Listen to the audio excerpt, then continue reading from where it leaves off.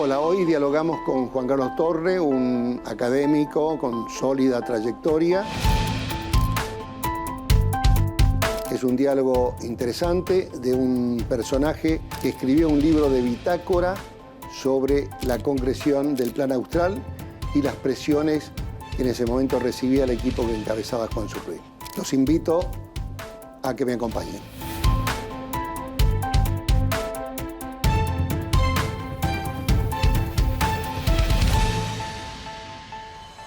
Hoy en Diálogos tenemos el honor de conversar con Juan Carlos Torre, un intelectual que tiene la singularidad de haber estado en los dos lados del mostrador.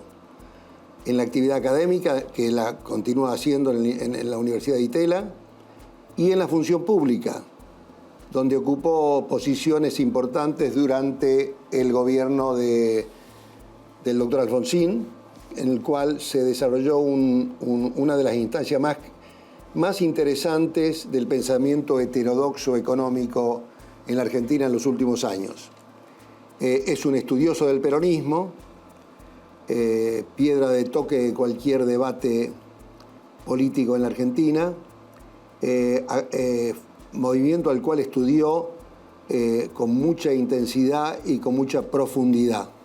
Con lo cual, en este diálogo me gustaría comenzar por la primera pregunta, que es una pregunta como básica cuando llega un extranjero a la Argentina, se reúne con un periodista y le pregunta, Juan Carlos, ¿qué es el peronismo? El peronismo es una experiencia política que comenzó en la década del 40, mitad de la década del 40, y todavía nos acompaña. Esa experiencia comenzó en un clic inesperado para nosotros. Los trabajadores y un señor vestido con uniforme verde oliva. Eso no estaba en ningún libreto.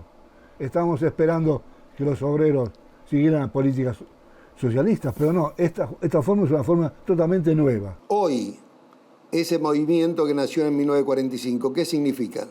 Hoy es una presencia permanente en la vida política argentina y su permanencia tiene que ver con su formidable capacidad adaptativa. El peronismo todo el tiempo se renueva. Yo he llegado a decir, el peronismo tiene un alma permanente, que son ciertos valores, el estatismo, el mercado internismo, el nacionalismo, y después tiene, digamos así, un corazón contingente, que es su sensibilidad para capturar los climas de época. Y así lo vemos oscilar entre una política tan hacia la derecha neoliberal como el caso de Menem, y una política hacia la antiderecha neoliberal como el caso del kirchnerismo. De modo que esa capacidad de renovación le ha dado al peronismo una perdurabilidad que suscita esa pregunta. ¿Cómo puede ser?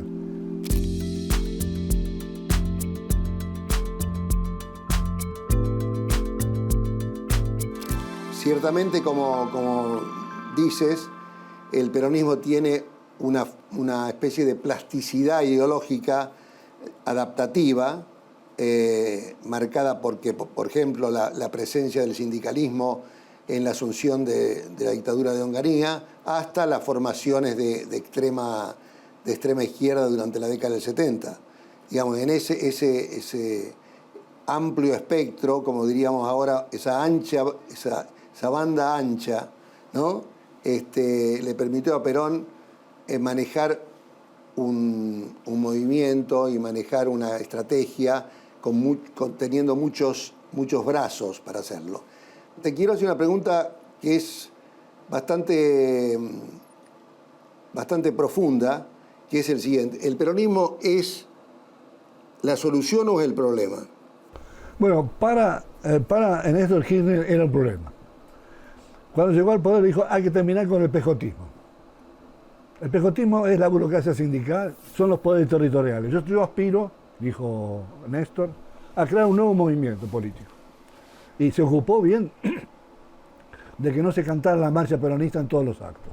Ocurre que al cabo de un tiempo la marcha comenzó a cantarse y él de un modo u otro terminó sumándose. Pero su ambición, que tenía un eco de la década del 70, es un peronismo distinto. Ese peronismo que vibraba en la plaza del 1 de mayo de 1974 enfrentado a Perón. Entonces, para Néstor Kirchner el peronismo era un problema, había que modificarlo. con el paso del tiempo se fue acomodando a lo que era el peronismo. Y ya esa ambición de terminar con el peronismo fue de un modo u otro quedando atrás. El peronismo aparece muchas veces como un problema, ¿bien? Pero en realidad es la punta del iceberg del problema argentino. Y cuando me refiero al problema argentino, digo una sociedad que creció sobre la base de la protección, sobre la base del subsidio y sobre la base del crecimiento. Esa sociedad, con el paso del tiempo, fue creando intereses muy consolidados que de un modo u otro tienen la virtud de bloquear iniciativas de cambio. En ese sentido uno puede decir el peronismo como expresión de esa sociedad, ¿no?, es un problema. Ocurre que de tanto en tanto, desde adentro del peronismo, se quiere alterar esa condición de problema. ¿En qué sentido se la quiere alterar? Decía, Menem hace un giro formidable y quiere desmantelar la economía y la sociedad peronista, y lo hace con toda la fuerza de su capacidad de conducción. Es increíble el logro de Menem, visto en perspectiva. Es difícil encontrar, de entonces para acá, un líder político capaz de decir, como dijo él, a propósito de huelgas en los ferroviarios, ramal que para, ramal que cierra. Esa voz ya es ausente en la Casa de Gobierno. No la pudo decir nadie. Esa capacidad de alterar las cosas estuvo allí. Yo creo que de entonces para acá, el peronismo ha ido reciclando sus capacidades, sus entusiasmos. En su última versión, esta que tenemos más o menos todavía sobre la mesa, ¿no?, ha sido un viraje totalmente opuesto. Yo tengo la impresión que este viraje hoy día ya ha dado todo lo que podía dar. Son 18 años, ¿no?, de viraje en nombre del kirchnerismo, y por lo que vemos en la superficie, hay demasiadas tensiones en este movimiento como para que sea hoy día una solución.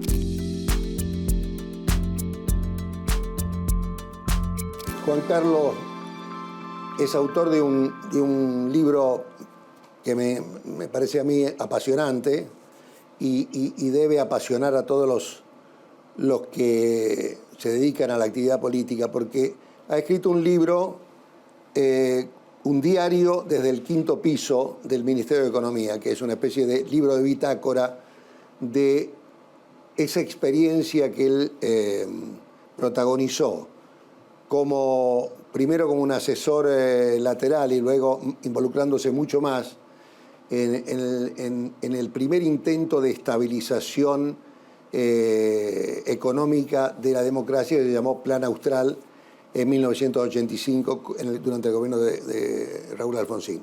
Lo singular de esto es que si uno hace abstracción temporal de la historia y de los personajes, los problemas con los cuales se enfrenta Alfonsín y su equipo, y si uno hace una traspolación al tiempo presente, salvando de que estamos mucho peor que entonces, económicamente, son básicamente similares. No sé si estás de acuerdo con esta interpretación.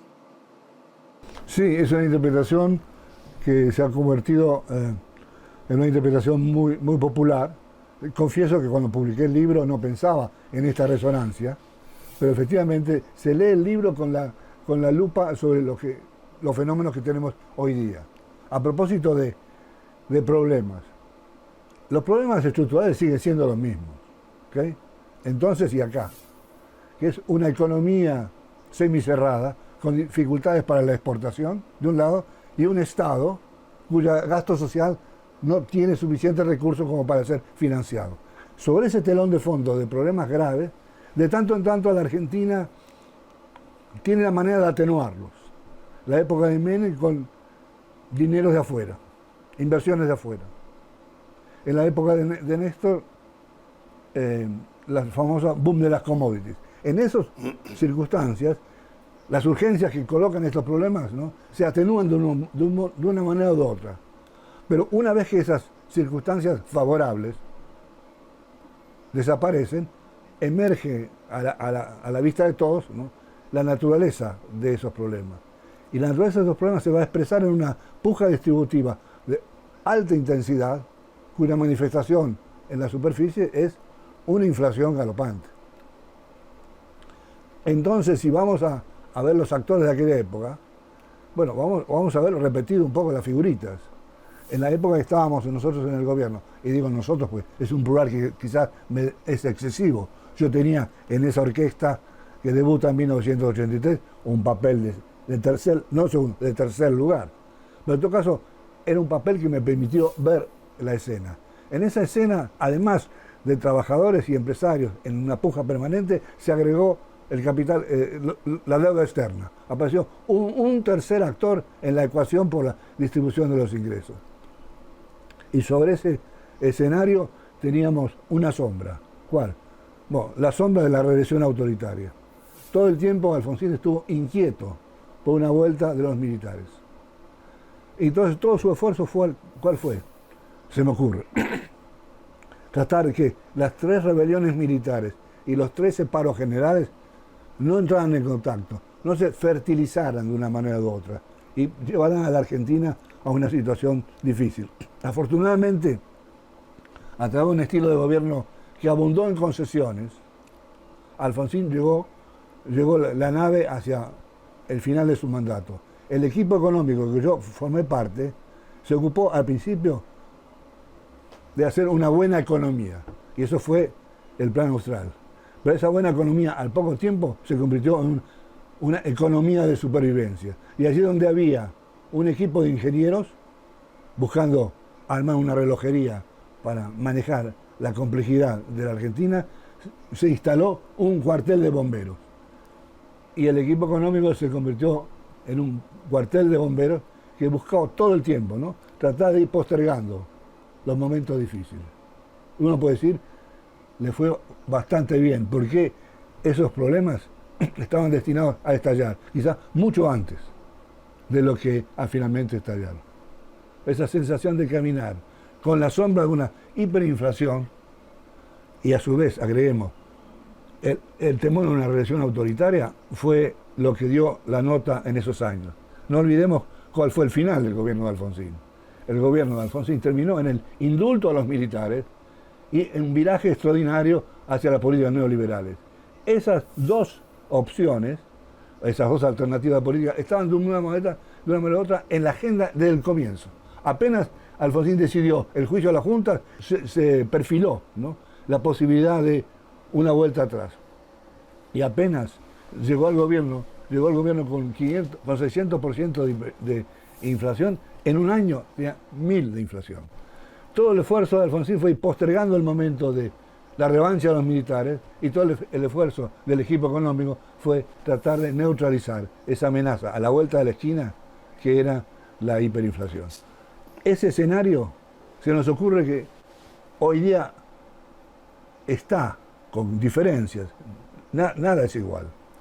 Pero en todo caso, a veces, y esto es una lección que yo saco de mi cuaderno de bitácora en los años de Alfonsín, en el 5º piso en los años de Alfonsín, me viene una gran comprensión, una gran empatía por los que están en el 5º piso. Y a veces cuando miro el 5º piso, ¿no?, y veo ya al ministro y sus secretarios más cercanos, los veo también lidiando, como en su momento lidió el equipo de Surrul, con presiones de todo tipo, de carácter político, con otros signos sin duda alguna, pero tratando de encontrar un balance entre una visión racional de la gestión y una visión más política de la gestión.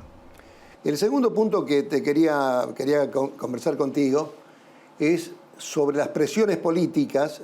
¿Cómo se armoniza un plan de estabilización económica con la presión política, no solo de la oposición, que es mediológica, sino del propio oficialismo?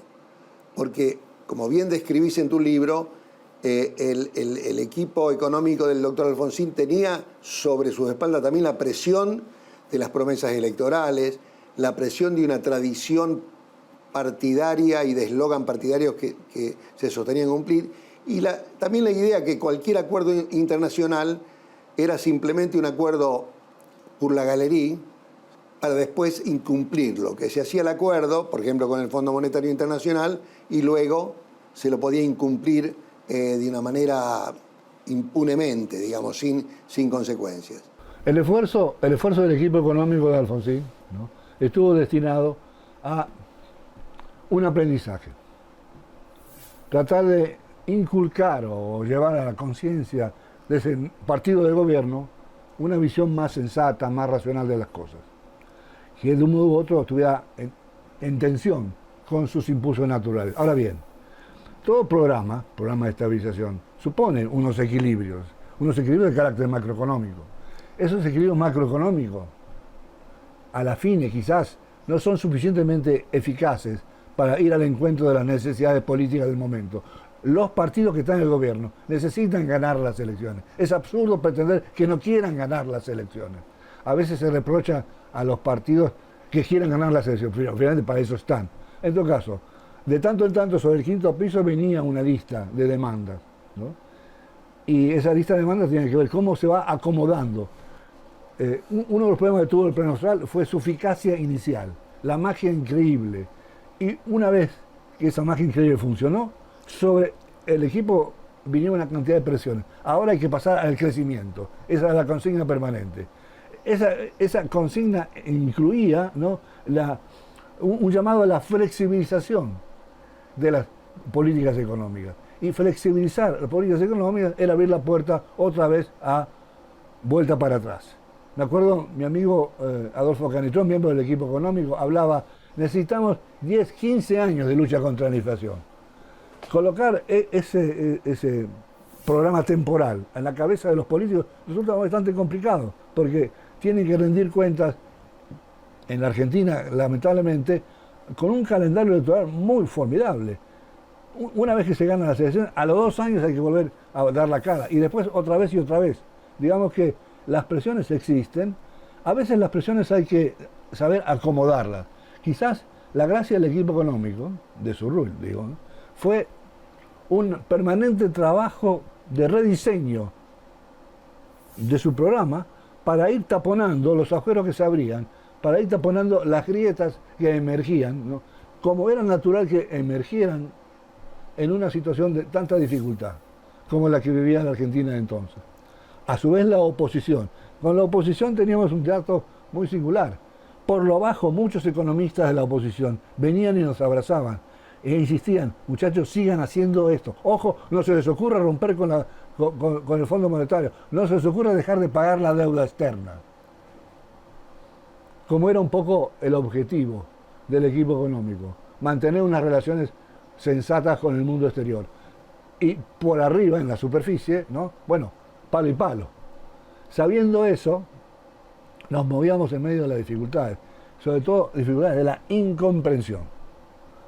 A veces teníamos incomprensión en la fila del partido oficial y a veces, sobre todo, teníamos incomprensión en las filas de la oposición. Por eso, desde muy temprano, en el equipo económico, yo era uno de ellos, estuvimos alentando en lo posible que el gobierno de Alfonsín se abriera. El gobierno de Alfonsín se abriera a una conversación con el peronismo, con la oposición, en la conciencia, en la convicción de que para avanzar en la Argentina habría que ir distribuyendo las cargas. La pretensión de gobernar por su cuenta y solo me parecía una pretensión atrevida y de poco alcance. Ahora, es interesante lo que planteas, porque hubo un momento que Alfonsín se dispone a lanzar el famoso tercer movimiento histórico, que era una idea que circulaba en ese entonces y que era una forma de, a mi juicio, de consolidar la hegemonía alfonsinista en ese momento, la hegemonía política.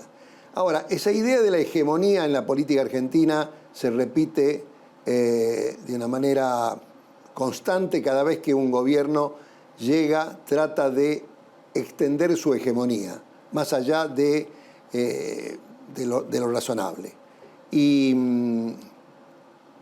sin embargo, digamos, es indudable que un plan de estabilización económica, un plan económico, necesita de una base política amplia y activa en su defensa para progresar.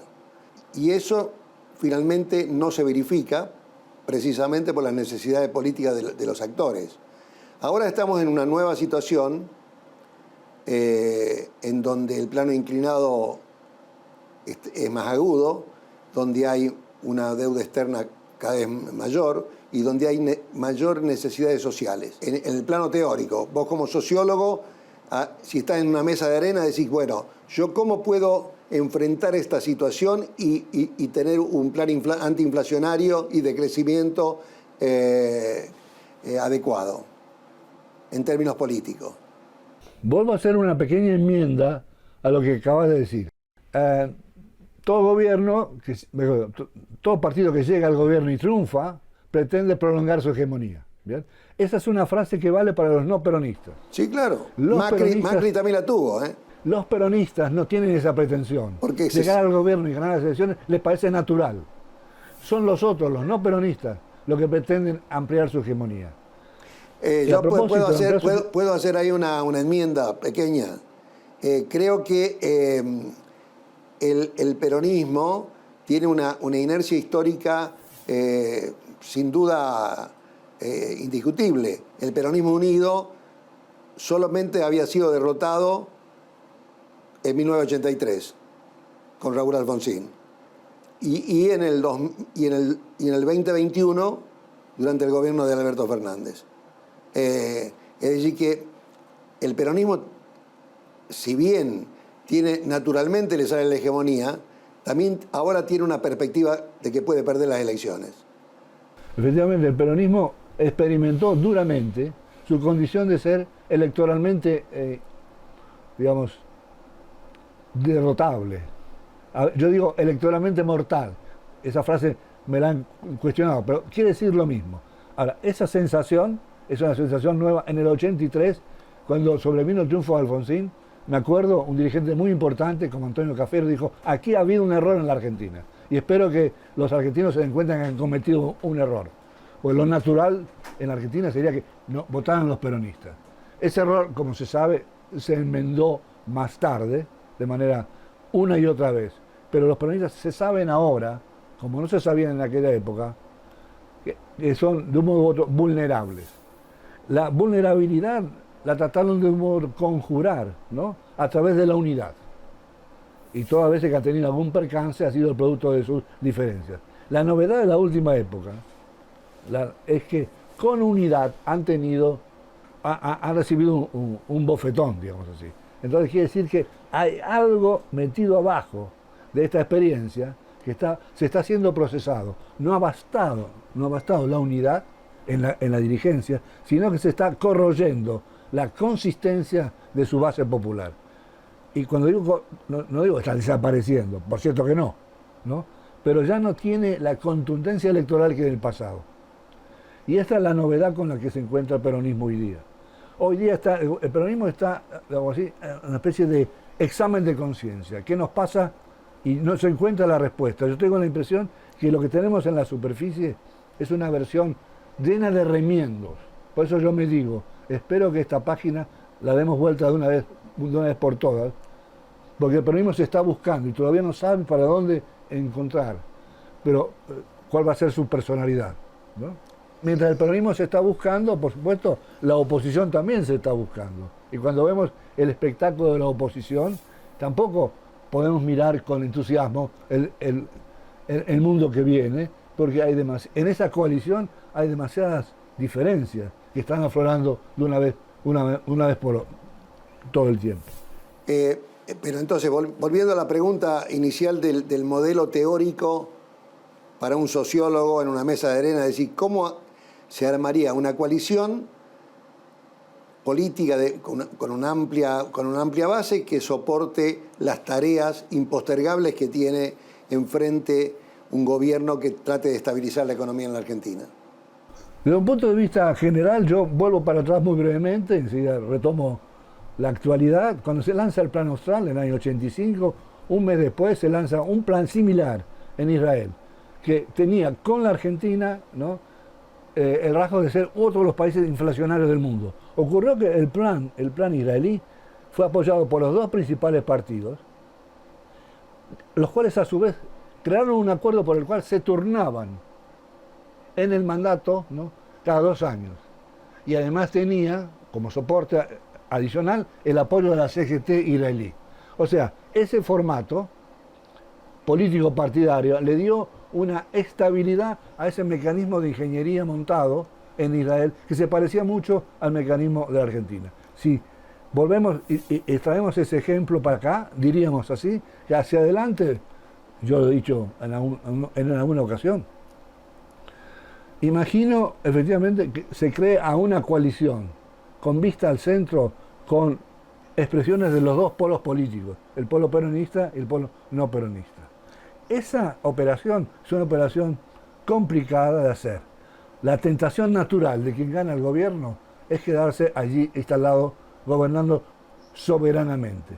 En realidad, si uno mira la historia, ese optimismo de la voluntad es un optimismo de poca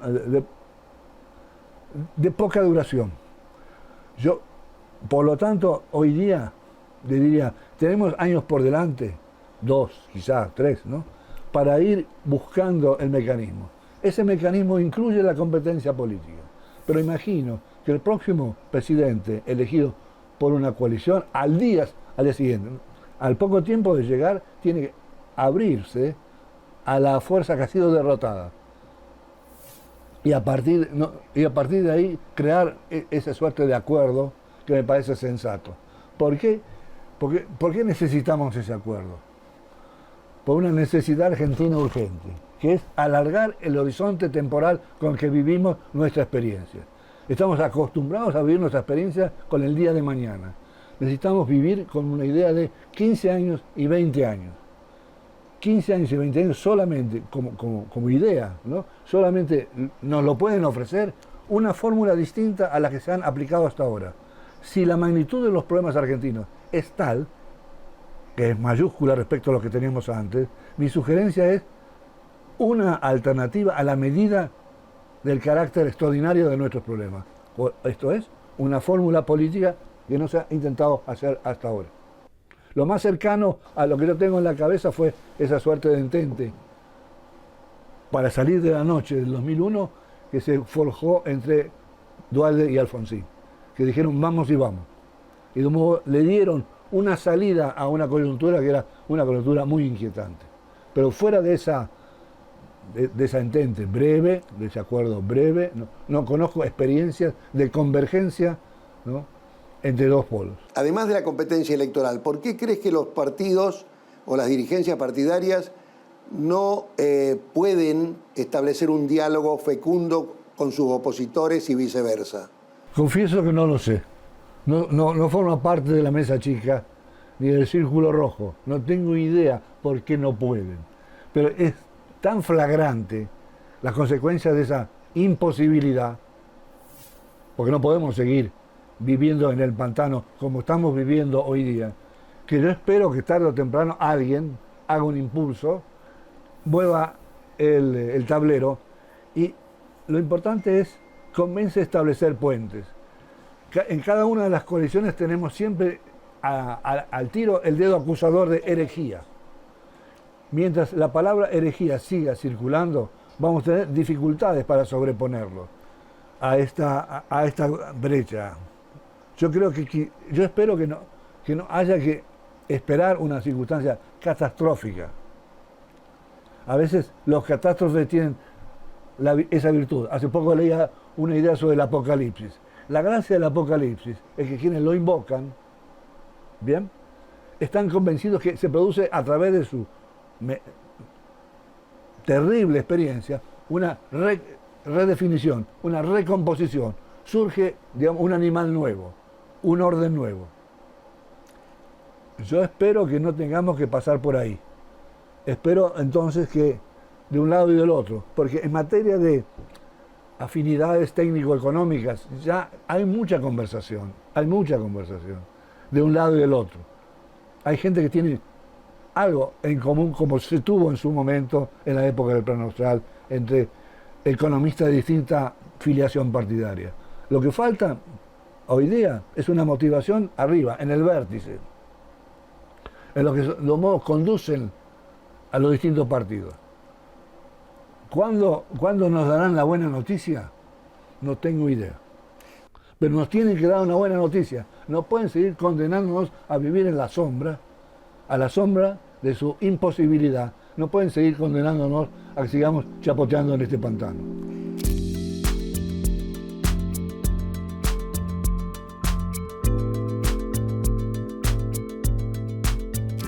Hay una anécdota que cuenta Juan Carlos en su libro, en este libro de bitácora sobre el Plan Austral. En una oportunidad el expresidente Alfonsín tenía que dar un discurso bajo la acechanza militar, dar un discurso y anunciar de que venía un ajuste. Es el famoso discurso de que se viene la economía de guerra, etc.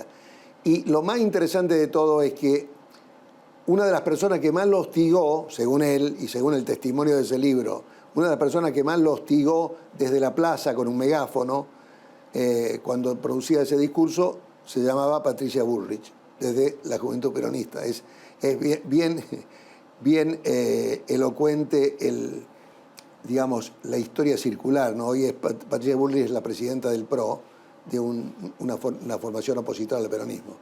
Y uno de los diputados más dialoguistas, pero más dialoguista por el sotogobierno, como lo pusiste vos en el libro, era Diego Guelar, que en el Congreso, representando al peronismo, era muy agudo y muy opositor al Plan Austral. Es decir, que había, digamos, la política argentina muestra varias facetas en los mismos personajes, con lo cual debería mostrar para un acuerdo las mismas facetas y avanzar. Tengo entendido que vos estás en conversaciones con algunos economistas, en un ejercicio académico y políticos. Algo de eso sí. Bueno, me parece bien interesante porque siempre el ámbito académico se pueden cosechar ideas que luego se deben aplicar. Pero para volver a la coyuntura más urgente, ¿vos crees que es necesario un acuerdo inmediato con el Fondo Monetario? Bueno, depende de los términos del acuerdo, pero en todo caso me parece que como gesto de la Argentina me parece adecuado. Me parece adecuado. Lo último que necesita la Argentina es romper con el mundo del exterior. La Argentina tiene un dossier terrible, en donde se acumula años y años de frustraciones, de defaults y de equívocos económicos. Ese dossier que está de un modo u otro en manos de todos los que tienen que decidir algo sobre la Argentina, se volvería todavía más deleterio, ¿no? Si la Argentina se planta, como quieren algunos, ¿no? Y dicen no. Pero por otro lado, en la coalición oficialista actual hay una pulsión entre la necesidad del acuerdo y la inconveniencia política del acuerdo. ¿Qué crees que va a prevalecer? No tengo idea qué puede prevalecer, pero sí puedo decir algo. La Argentina, además de pararnos un futuro bastante, digamos así, nebuloso, por decir caritativamente, no digo sombrío, nebuloso. La Argentina que nos mantiene en esta suerte de pantano, del cual no podemos salir, es además un país curiosamente hospitalario, curiosamente muy amable, a visiones retrógradas del futuro y del desarrollo. No se puede creer que todavía sigamos rindiendo tributo a prestar atención a gente que dice la clave de la Argentina es vivir con lo nuestro. Replegarnos sobre qué cosa. En su momento Aldo Ferrer lanzó una consigna adecuada, pero hoy día esa consigna, ¿no?, quizás revisada, es un llamado al anacronismo. El llamado al anacronismo y el llamado a una, me parece, a una visión del futuro argentino al margen de lo que ocurre. Yo me pregunto a veces si no estamos pagando un precio por vivir tan lejos del mundo, en este confín de la América del Sur. Pues no se puede creer, ¿no? No se puede creer que todavía se agite con entusiasmo, ¿no? el llamado a la liberación. Siendo el llamado a la liberación, no es una genuina demanda de un país autónomo, sino el llamado a la liberación, ¿no?, en una clave que yo diría, ¿no?, bastante anacrónica. ¿A qué crees que se debe ese atraso ideológico, esa desconexión entre las ideas de cierta dirigencia política y lo que ocurre realmente en el mundo? Creo que para ser equilibrado, muchas veces el fracaso, y un fracaso estrepitoso, de fórmulas alternativas, de formas, si se quiere, más sensatas para moverse con el mundo, esos fracasos alimentan este entusiasmo de volver para atrás, esta idea de restaurar un orden. Si uno quiere verlo en perspectiva a Néstor Kirchner quería recrear los años de la década peronista en un mundo que ya no era aquel. En todo caso, creo que una contribución a esta suerte de vigencia permanente, para mí, ¿no?, de visiones, Fernando Enrique Cardoso las llama utopías regresivas, ¿no?, la crea, ¿no?, el fracaso de alternativas más sensatas. Si una alternativa más sensata de encarar las cosas fracasa nuevamente, bueno, le está creando el campo orégano para que vuelvan los muchachos con el bombo. Y cuando digo muchachos con el bombo, no es para hablar mal del Tula, de ningún modo. Es para decir, estos muchachos nuevos que hoy día tienen 30 años, tienen 30 años, 50 años, ¿no?, que viven en una ilusión. Esa ilusión que nos mantiene todavía en ese estado de país adolescente, que no es. Uno de los problemas de Argentina es un país muy maduro. Cuando digo muy maduro, lo digo en el sentido peor. Un país lleno de resistencia, lleno de inercia, lleno de poderes de veto, que continuamente bloquean alternativas.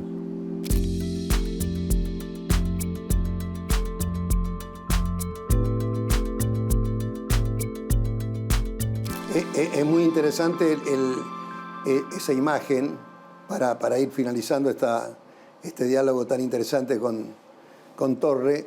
Es muy interesante la idea de la labor obstructiva, del factor obstructivo en la política argentina, no propositivo, sino obstructivo. La oposición puede obstruir cualquier plan, pero no tiene un plan alternativo, y viceversa, digamos, y es una especie de suma cero. ¿Y no crees que hay una especie de atavismo político argentino para abandonar viejas fórmulas y proponerse nuevas alternativas, nuevas fórmulas, despojándose de esos atavismos? Yo no quisiera rendir tributo a la sociología, de ningún modo. Formado en la sociología, me resisto a la sociología. La sociología como clave de unas dificultades estructurales. Yo quiero colocar el acento a donde corresponde, en la política. Y digo, la responsabilidad política no está democráticamente distribuida. Los argentinos no somos todos responsables de este estado de cosas. Quienes son más responsables son aquellos que tienen la lapicera para el decreto, ¿no?, y el poder para convocar. Son los que ocupan cargos políticos. Ellos son los que nos tienen que sacar. Porque si vamos a la idea del atavismo, ahí estamos fregados. Yo prefiero tener un poco de prudencia a la hora de tener que decir todos somos culpables. Prefiero, por lo tanto, dirigir la atención a donde corresponde. Muchachos, por favor, denos una mano. No pueden seguir en la pavada. Perfecto. Bueno, muchas gracias, Juan Carlos. Ha sido muy interesante. Y espero que ustedes, como suscriptores de Clarín, disfruten de este diálogo con este académico que se anima a decir lo que muchos callan. Gracias. Muchas gracias, Ricardo. Hasta otro momento. Chao.